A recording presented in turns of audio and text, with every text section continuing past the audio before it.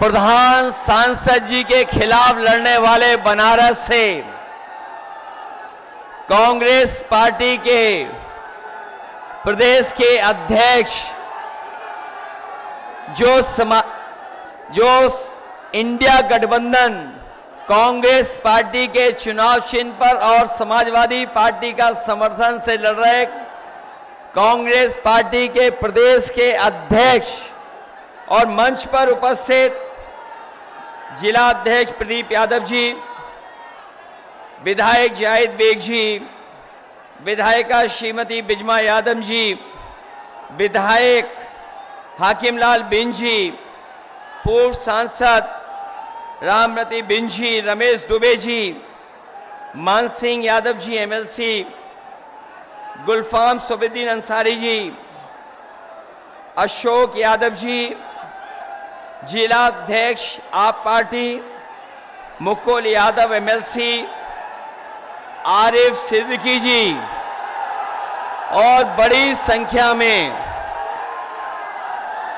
Congress party, Samajwadi party, TMC के सभी पदाधिकारी, नेता और टीएमसी पार्टी की बंगाल से आई राज्यसभा में सांसद श्री सुष्मिता देव जी और यहां पर उपस्थित इस चुनावी जनसभा में हमारे आदरणीय बुजुर्ग किसान भाई, बड़ी संख्या में नौजवान साथी, माताएं, बहनें और पत्रकार बंधुओं, मैं सबसे पहले चुनावी जनसभा में उपस्थित आप सबका बहुत बहुत धन्यवाद और आभार प्रकट करना चाहता हूं।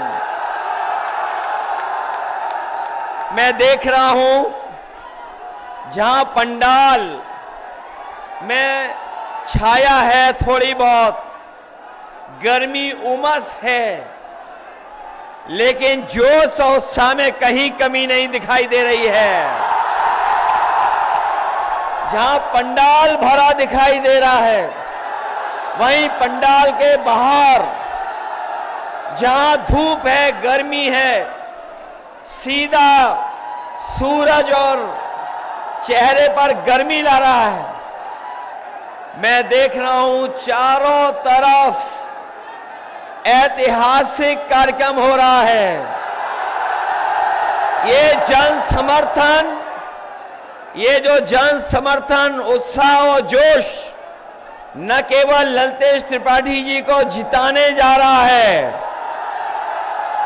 बल्कि जब से अजय राय जी, रमेश बिन जी और हम सब लोग इनके साथ खड़े हो गए हैं, ये रिकॉर्ड मतों से भदोही लोकसभा जीत करके जा रहे हैं। इधर हम लोग पहले चरण से चुनाव देखते हुए आ रहे हैं और जैसे जैसे ये हर चरण से चुनाव आगे बढ़ रहा है, मुझे पूरा यकीन है जिस समय ये चुनाव 7वें चरण में पहुंचेगा, जनता का गुस्सा भी 7वें आसमान पर भारतीय जनता पार्टी के खिलाफ होगा।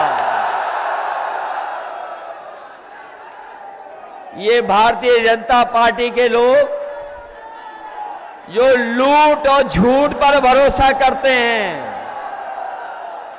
बीजेपी के लोगों के 10 साल अगर दिल्ली के सरकार के देखें तो इन्होंने लूट और झूठ बोल करके जनता को गुमराह करने का काम किया है। इनकी हर बात झूठी निकली है और हर वादा इनका झूठा निकला है। इस बार जनता ने भी मन बना लिया है कि जब चुनाव में इस चरण में आएंगे तो भारतीय जनता पार्टी का पूरी तरीके से सफाया होगा। 5 चरणों के बाद 6 और 7वां चरण है। 6वें और 7वें चरण को मिलाकर के 27 सीटों पे चुनाव होने जा रहा है।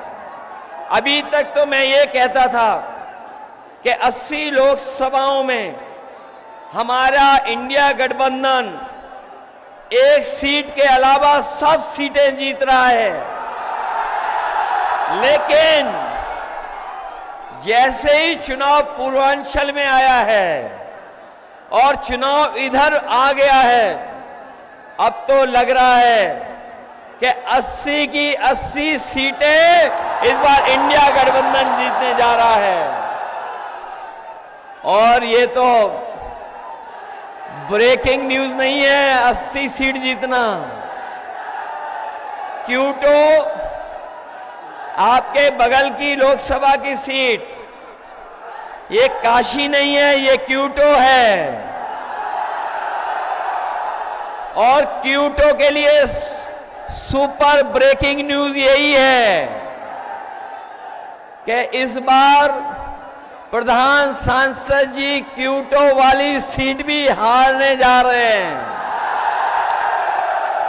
अब वो चाहे दिन में आए, रात में रुकें, लेकिन क्यूटो की जनता का गुस्सा का सामना नहीं कर पाएंगे। और ये 80 सीट क्यूटो वाली सीट इसलिए भी हार रहे हैं कि पत्रकार साथी हो सकता है हमसे पूछें कि कैसे हार जाएंगे।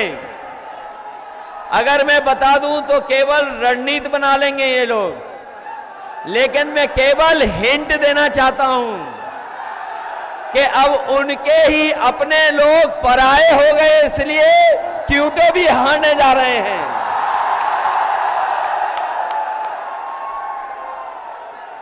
ये लोकसभा का चुनाव जहां बदलाव का चुनाव है, वहीं हमारे साथी जानते होंगे कि जिस तरीके से कभी समुद्र मंथन हुआ था, उसी तरीके से संविधान मंथन होने जा रहा है। एक तरफ तो वो लोग हैं जो संविधान बदलना चाहते हैं, और इधर इंडिया गठबंधन और टीएमसी और हम सब वो लोग हैं जो संविधान की रक्षा करके संविधान को बचाना चाहते हैं।